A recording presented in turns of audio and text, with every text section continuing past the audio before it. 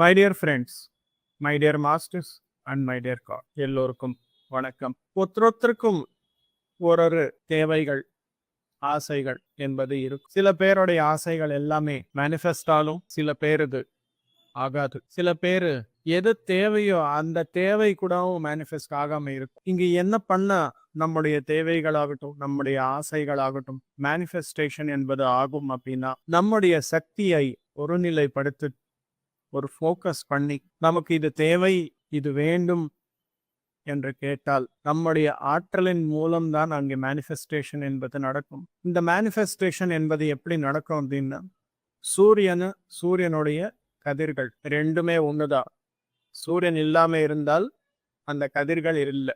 அந்த கதிர்கள் தான் மேனிஃபெஸ்டேஷன். நமக்கு என்ன தேவை அப்படின்றது ஒரு தெளிவா நமக்கு தெரியும். ராவணர் அவரு 10 தலை வேண்டும் என்று உட்கார்ந்து தியானம் பண்ணார். என்ன பண்ணார்? வேற எந்த எண்ணமும் இல்ல, எனக்கு இது தேவை அப்படின்னு சொல்லி ஒரே எண்ணத்தின் மீது, ஒரே தேவையின் மீது அவங்களுடைய முழு தியான சக்தியை பிரவேச வச்சார். அதுக்குதான் அவங்களுக்கு வந்து கிரண்ய கசியப்பன். அவனுக்கு என்ன, வெளியும் இறப்பு இருக்காது, உள்ளியும் இறப்பு இருக்கக்கூடாது. மனிதன் மூலமாகட்டும், மிருகம் மூலமாகட்டும், இந்த மாதிரி எல்லா கன்ஸ்ட்ரைன்ஸும் வச்சு எனக்கு இறப்பே என்பது இருக்கக்கூடாது அப்படின்னு சொல்லி ஒரு வரம், அவனுடைய மேனிஃபெஸ்டேஷன் நடந்து அவனுக்கு அதான் தேவை அப்படின்னு சொல்லி அவனுக்கு தேவையானது தெளிவா தெரியுது. நச்சிகேதன் இறந்த பிறகு என்ன ஆகும், அது மட்டுமே எனக்கு தேவை அப்படின்னு சொல்லி அவனுடைய முழு கவனம், முழு எனர்ஜி எல்லாமே அங்கே ஃபோக்கஸ் பண்ணும்போது யமதர்மரின் ராஜரின் மூலம் அந்த ஞானத்தை பெற்றார். ஆனா நாம என்ன பண்ணிட்டு இருக்கோம்? மேனிஃபெஸ்டேஷன் ஆகிறது செகண்டரி.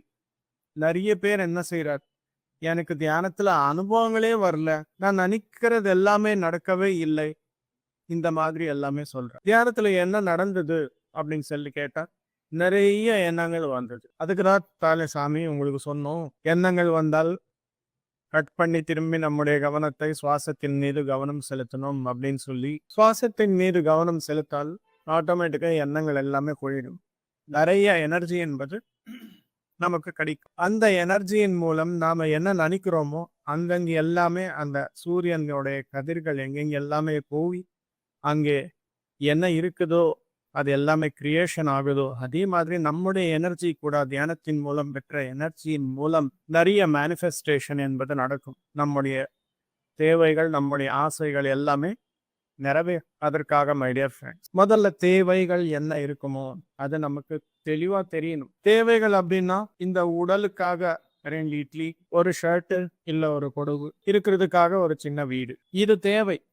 இது கேட்கறதுல தப்பு இல்லை. பெரிய வீடு, பெரிய காரு, பெரிய வஸ்திரங்கள் எல்லாமே வேணும் அப்படின்றது ஆசை. பெரிய பெரிய ஆசைகள் இருந்தால் பெரிய பெரிய எனர்ஜி, ஜாஸ்தி எனர்ஜி எல்லாமே தேவைப்படும். நம்முடைய வாழ்க்கையின் நோக்கத்திற்கான எனர்ஜி நாம சேமிப்புக்கணும். எல்லாமே வீணாக்கி ஆசைகளுக்காக திரும்பி கடைசியாக என்கிட்ட எனர்ஜி இல்லையே, நான் பண்ண வேண்டியது பண்ணாம அப்படியே இருந்துட்டேனே அப்படின்னு சொல்லி நாம கடைசியில ரிக்ரெட் ஆகக்கூடாது. அதற்காக மை டியர் ஃப்ரெண்ட்ஸ், நம்முடைய லைஃப் டைமர் முதலாவது சுவாசத்திலிருந்தே ஆரம்பமாகிவிட்டது. ஒவ்வொரு சுவாசமும், ஒவ்வொரு நாளும், ஒவ்வொரு நொடியும் கடந்ததாக நாம் எல்லோரும் சரியாக பயன்படுத்திக்கணும். சரியாக பயன்படுத்துகிறது என்ன அப்படின்னா, வாழ்க்கையின் நோக்கத்திற்கான எனர்ஜியை அங்கே மேனிஃபெஸ்டேஷனுக்காக பயன்படுத்திக்கணும். தியானம் நிறைய செய்யணும். நமக்கு தேவையான ஆற்றல் எல்லாமே நம்முடைய நோக்கத்திற்கான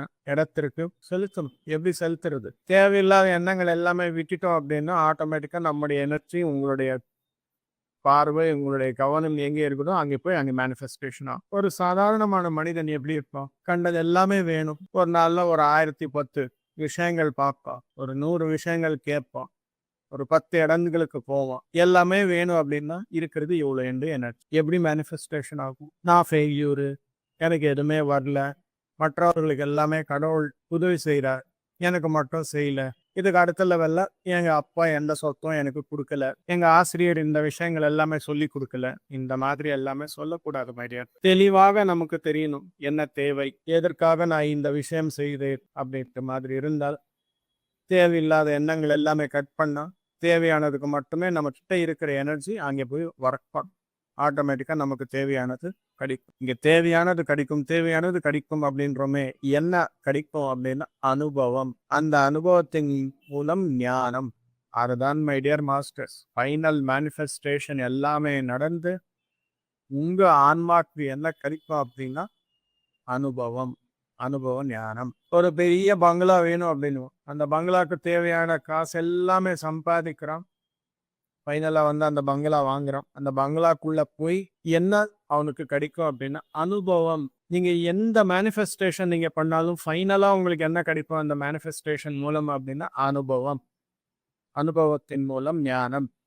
அந்த அனுபவ ஞானம் தான் ஆன்மாக்கு தேவை. அதற்காக தினமும் நாம ஒரு ஆன்மா இந்த உலகத்திற்கு ஒரு அனுபவத்திற்காக வந்துள்ளோம். எந்த விதமான அனுபவம் என்ற விஷயம் நமக்கு தெளிவாக தெரிந்தால் ஒவ்வொரு நாளும் ஒவ்வொரு நொடியும் பயன்படுத்திக்க முடியும் my dear friends. Thank you my dear masters. எல்லோருக்கும் வணக்கம். நன்றி.